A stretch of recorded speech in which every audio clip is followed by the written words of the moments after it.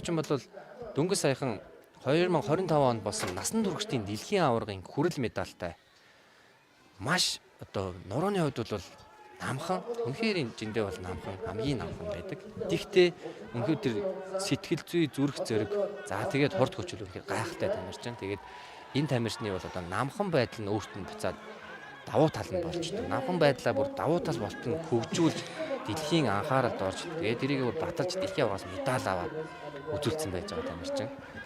За 90 осын тамирчин бол арцангуй залуу тамирчин өсвөрийн залуучуудын дэлхийн аваргаас Азийн аваргын алтан медальтай тамирчин байж байгаа.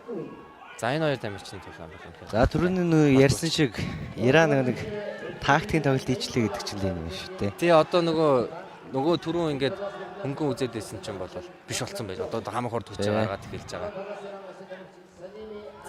Тэгээ нөгөө дараагийн тоглолтыг хинтээ гэдгээ ер нь бол таамаглаж байсан байж. Таамаглаж байсан. Мэдээж дэлхийн авараас медаль авцсан.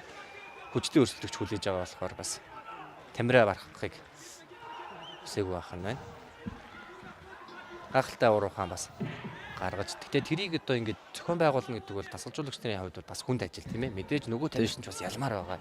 Ирсэн байж байгаа.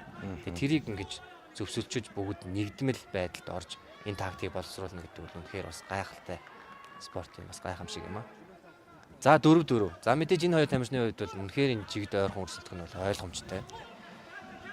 За одоо энэ Улаанбаатарын тамирчин тий. Одоо энэ тамирчны ингээд үнэхээр бас Улаанбаатарын тамирчныг бол бас үнэхээр хүндэлмээр гайхалтай тамирчин тий. Ийм одоо нурууны дутуу байдал байж хахад ердөөсөө айж имээх одоо юу гэдгийг сэтгэл зүйн байдал бол ерөөс ганхахгүй байна. Яг л хийх юм аа. Жин дээр нь хамгийн намхан байх шүү манай. Хамгийн намхан. Ер нь хамгийн намхан байдаг тий.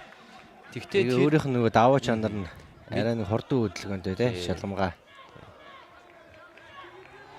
За 6-6. За 8-6. За секунд бол бас байгаас. За 5 секунд руу.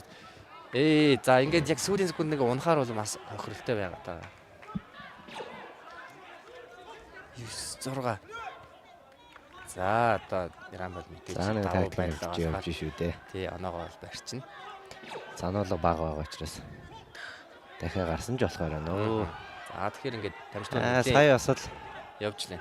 Гэтэ хайн хааж шүү те. Сая дээшээ саяны савалт оруул тэгэл эвгүй те. Баазард болох юм байна шүү дээ.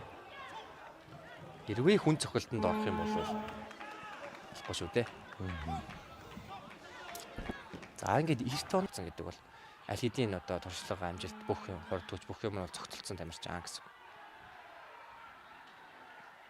За Үзбекистан тамирч одоо барих шаардлагатай байгаа. Гарын хаалт малтыг харж байгаа хэ. Тэгээд үнтэй богино зэнд орохдоо гарын хаалтыг бол маш сайн ажиллаж штэ.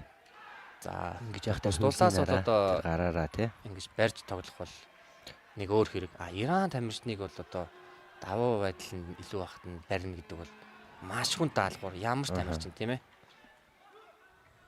Олимпийн аварга байсан ч Иран тамирчныг бол ингэж илүүрхэн гэдэг бол үнэхээр асуудалтай байдаг. Дотоод мөн үнэхээр хөнгөм авч байна.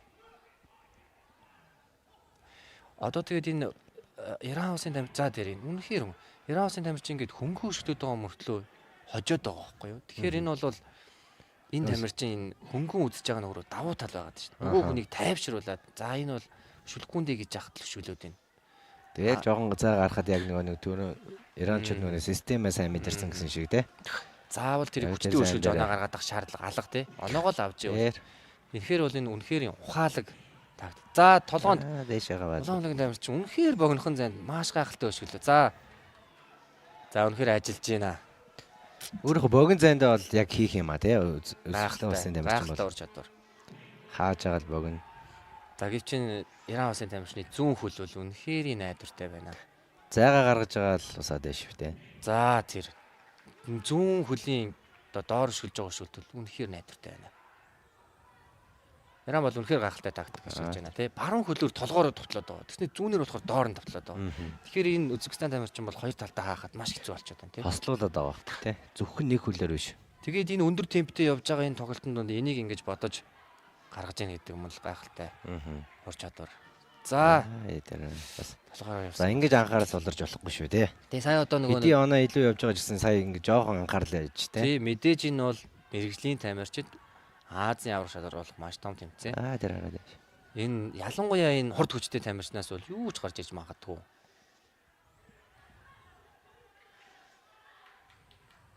За тэрэл төвшл явж байна.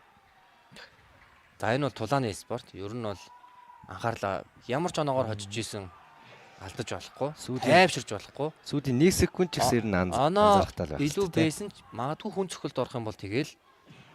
За тэр толгоороо явж байгаа. За сая өшгөл жишээ нь хүчтэй орлоо гэхэд ингээ хаангарч байгаа жишээний. За энээс хойш тоглолт ирэх магадaltaй. За дазуу тамирчин бас л их тайвширч чинь тий. Өөрөөгөө ер нь хожиж ийн гэж бодож болохгүй гэдэг байгаа шүү дээ.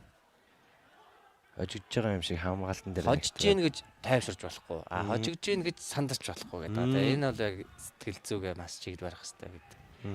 Бас энэ дивжин дээр гарч байгаа учраас бас бид нэр хожигдсан ч бас бахархах хэрэгтэй хаа. Тэгээ энэ одоо хөнгөн одоо би энэ Үзбекистан улсын тамирчны талаар нэг пайж сонсч байвал тий өөрийгөө голохгүйгээр. За тэр. За энэ тамирчны бас нэг давуу тал нь бол эргэлтээ өшөлтийн үнэхээр гахалтай байдаг тий. За тэгвэл энэ тэмцээнээр бас харьцангуй бас сул харагдаад байна. Магадгүй түрүүний одоо бэлгээ агш хийсэн шиг жингийн асуудал бас байсан болов гэж тааж байна. Иннээсээ илүү хурдтай хүчтэй бол байдаг тийм ээ. За тэгээд Иран улсын тамирчныг хожно гэдэг бол үнэхээр амаргүй байдаг. За гайхалтай